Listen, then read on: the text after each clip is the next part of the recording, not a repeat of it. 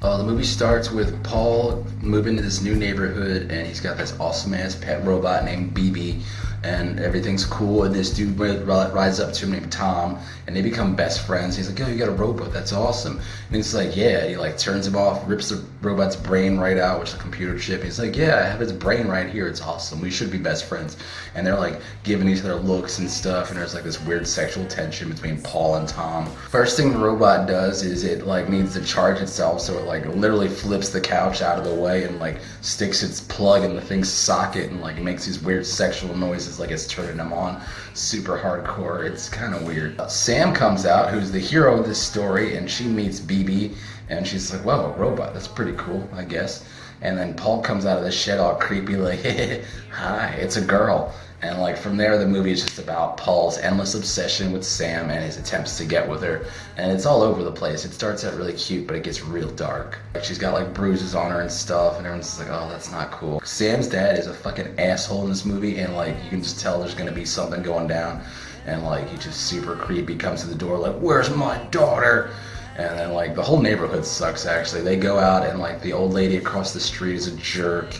And there's like a biker gang, and they're a bunch of jerks, and just everyone's a bunch of jerks in this neighborhood. And like they shouldn't. That's what you get to moving to Philly apparently, because they're somewhere in Pennsylvania, and it looks like it could be in any burb.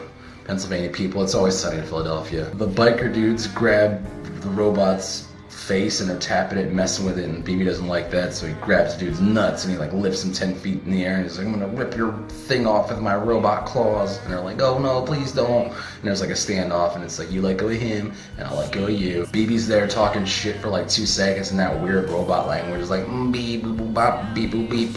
Beep boop boop bop. Sam comes over to Paul's house and they're all up in his room, and like Paul's got like the intentions to get with her because she's super cute. He's just like, "How do I get to make out with this chick?"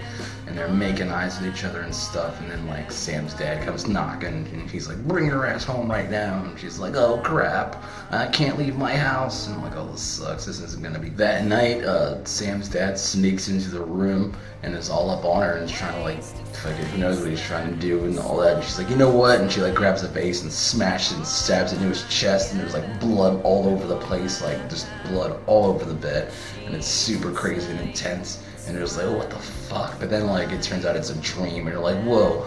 Wes Craven directed this movie, and like it's just weird. It's a weird stopgap between The Nightmare on Elm Street and everything else, because it's like dreams. You don't have to have the plot make sense if you can just throw dreams in there, because dreams could just happen anytime. So he does that a lot in this movie. They're all playing basketball, and it's just getting too rowdy with Tom and Sam and Paul and BB, and like they put the ball in BB's hand and he throws it in the damn neighbor's yard who doesn't like people and has got a big ass lock on the gate. Good luck getting packages.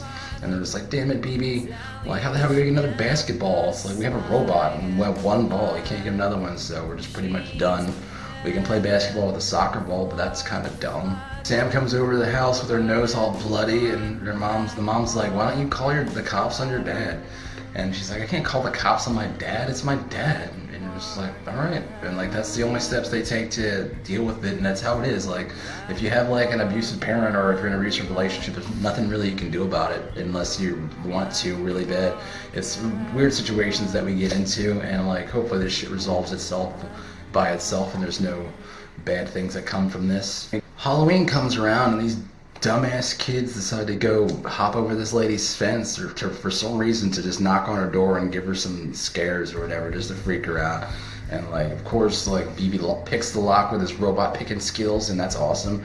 And like Sammy goes up to knock on the door, and instead of knocking, this alarm goes off, and she freaks out and screams, and she falls down the steps, and then the lady comes with the gun, and she like shoots BB, and like shoots him once, a second time, like reloads, cocks that shit back, shoots him a second time, explodes him all over the sidewalk, and Paulie's crying and Sammy's crying. I was like, what the hell? Why didn't we just run?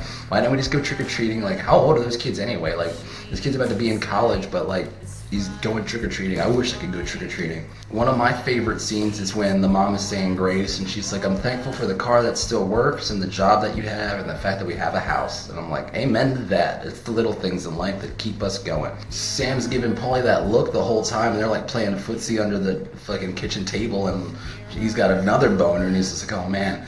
So they go upside finally, and they're just like giving each other the eyeballs, literally giving each other eyeballs, and they start making out, and it's super sweet and endearing. And they're like, finally, these kids can fall in love, and everything can work out fine, and we'll all be happily ever after. And the movie doesn't end there, but I kind of wish it would, because you don't want to see these characters have bad shit happen to them, because that's the end of the happy parts.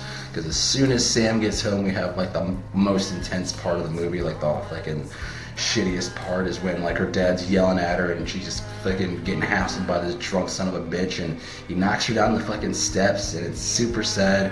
She hits her head and she's actually convulsing on the floor, and he's still yelling at her. And I'm like, I saw this movie when I was a kid on Monster Vision, and I definitely don't remember it being that intense, because watching it this time I was just like, whoa, this is some intense shit, dude. Like, the abuse is fucked up. Like, oh man. And then she fucking apparently goes to the hospital, and she has a fucking, they're trying to like save her. They show her brain as they're operating on it. It's super intense, dude. You're like, whoa, dude. It's like, this movie doesn't get a lot of credit, but like parts like that are just like, yo, this movie's got a lot of heart to it. Goofy, but effective. Paul's like, oh man, dude, I know about brains, I know about computers, I'm gonna save this girl myself, dude. Let's sneak into the cemetery, let's sneak into the morgue, and steal her body, we're gonna fix it up. And like, Tom's like, alright, dude, let's me and you do this. So they're waiting for the mom to go to sleep, and she's just like not going to sleep, so he starts putting all this fucking coke in her fucking coffee, and just pouring it in there, and just pouring all this coke in there. And they're like, dude, you're gonna kill her, dude, that's too much coke. And he's like, shut up. And then like, she sits there, and she freaking drinks it, and they're like, alright, any minute now. And they're like waiting and waiting, and the dude's like, hey mom, what time is it? Don't you think you want to go to bed? And she's like, no, it's still pretty early. And he's like looks at the clock, it's like 8:30. And he's like, god damn it, mom, just go to sleep now. And she like falls, she just passes out right there. She goes to sleep, and he's like, oh, thank god. Gets this chick's body and rolls it out like it's no big thing, just rolls her out of the morgue, and then show this computer chip going in her brain. Her brain is all gray compared to when it was before, and that part's really disturbing. Like, the before and after shots of her brain before and after death, I mean, it's just like, this is some heavy shit. Anyway, they put the computer in her brain, and they're just like waiting and waiting, and Tom falls on the floor because he's so scared, and she has like a death twitch, and they're like, oh shit, so let's just take her home. They take her home in the middle of the daylight. They don't even put her in a body bag or a bin or whatever. They literally just carry her out of a car and put her in the shed. Like, hey, no one's ever gonna check the shed for a dead body missing. Like, no one's gonna see us, you know. They come back in the living room, and the mom is dead. She is dead on the couch, and they're just like, oh man, you killed your mom. They're gonna get another computer and put one in her brain. And they're, oh man, that's good. Oh, and he's like, I don't want to do that again. Mom, please wake up. And she wakes up, and he's like, woo, thank God. And they're like, and she's like, what are you guys doing? And they're like, oh, we were just fooling around all night. And she's like, I bet you were. And then she like leaves, and he's just like, oof, thank God. She actually rises up from the dead, and she's like kind of like slow on the uptake and kind of like weirdly robotic. But he's like, whoa, it worked. I don't know what to do now. I'm just gonna leave her here in the shed and not do anything about it. I'm just gonna continually abandon her and neglect her, because now that I've got this cool responsibility, I'm gonna fuck it up. You know, why not? He comes back, and she's making murder eyes out the window at her dad. And like, maybe not leave the murder corpse thing right next to the place where she was murdered, right next to the guy who killed her. Like, maybe take her somewhere else or something. I don't know. His plan just really crumbles apart. She sneaks out of the attic basement shed thing where she was barely being confined, and she sneaks into the dude's house, and the guy's like coming down the steps like, what's going on over here? And there's a bottle of whiskey downstairs. He's like, I'm about to drink some of this whiskey. And like, she pulls his ass down the steps and just proceeds to thrash him good, and like breaks his hand, bashes him up against the hot furnace thing, and then like chokes him. You know, like puts the fear of God in him, snaps his neck, and then like, I think she throws his head in the furnace so it burns up, and it's horrible. I'm like, wow, dude, that's how you do it. I think he deserved more, but like, you know, you gotta do what you gotta do. And of course, down ass bitch Paulie comes and is like, I'm gonna hide the body for you. And like, he hides the body, and he's just like, oh man, hopefully that's it. Like, you're good, right? You got your one and you're done, right? Like, I can see your death has been avenged.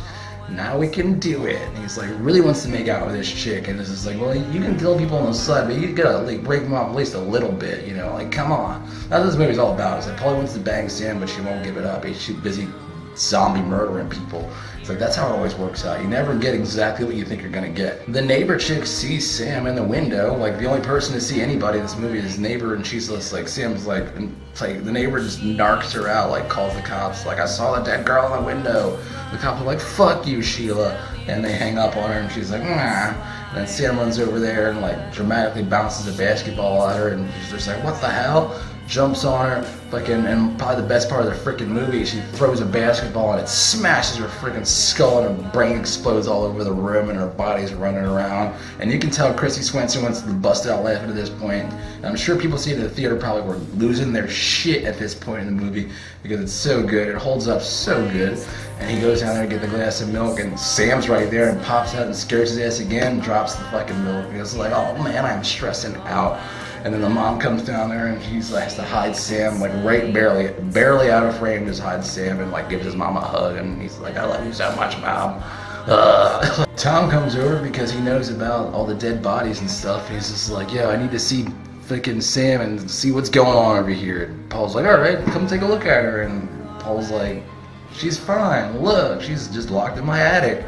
It's cool. Everything's cool, right, Tom? Tom's like, I gotta get the fuck out of here. He runs out. Sam, runs into fucking Paulie's mom and is about to tell her, but then Sam jumps out the window and starts beating Tom's ass on the sidewalk and like is about to mash his shit really good. The mom jumps in, back slaps the mom, and she's like, oh fuck. And then Paul's like, oh god, she's gonna kill everybody. Oh.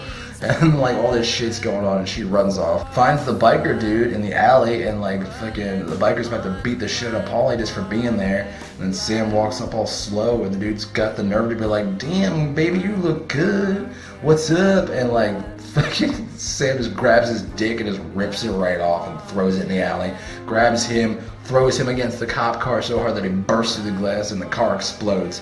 And then she runs home, and Paul's like, oh crap. So he runs back to the shed, and she's there, and they're all there alone and shit, and he's like talking about like good shit to her. He's just like, look, yo baby, I love you. Man, you should make something happen right here between the two of us. And she's like, let's hug. And he's like, finally. And he's got that hug boner, which is the best kind. And then like the cops are there, of course, to cock block him, and they're like, oh shit. And Paul's like, god damn it, y'all, all I wanted was some blood. Everybody keeps interrupting, like my zombie fucking robot girlfriend, and I just want some action. And of course the cops are all there, and they're like, Sammy, we don't want to do it, but we will. And then like while this is happening, Sammy's brain and the robot brain are battling back and forth, and like Sammy has a moment of like cognizance and a moment of clarity and shit, and like she's like, oh man, fucking Paulie's been using my robot body, and I just died, and now I'm just being abused even worse than my dad, and just like fuck this. And then she runs over to the cop and gets shot in the stomach, and she's like, thank you, boy. And Paulie's like, meow. And Sammy's last words are like, Paulie, you piece of shit. Then she dies right there. Again. And it's super sad, super duper sad, and they're about to do an autopsy on her, but they're like, let's just save it till the morning. And they're like, all right. And then freaking Paulie comes back in the cemetery, and he like pulls her body out, and he's like, I'm gonna fucking save you again, Sammy. And Sammy's like, yeah, when she grabs him and starts choking his ass out, and she's like, oh shit, and fucking Paulie's getting choked out, and her like fucking face rips apart, and she's got like a robot face. And he's like, oh shit, I got a death boner. And I'm pretty sure they do it right there, like all night, on that cold morgue slab, and they both bust hard nuts, and they all live heavily after. You son of a bitch, suck my holy flappy phones, lick my flappy foldy holes.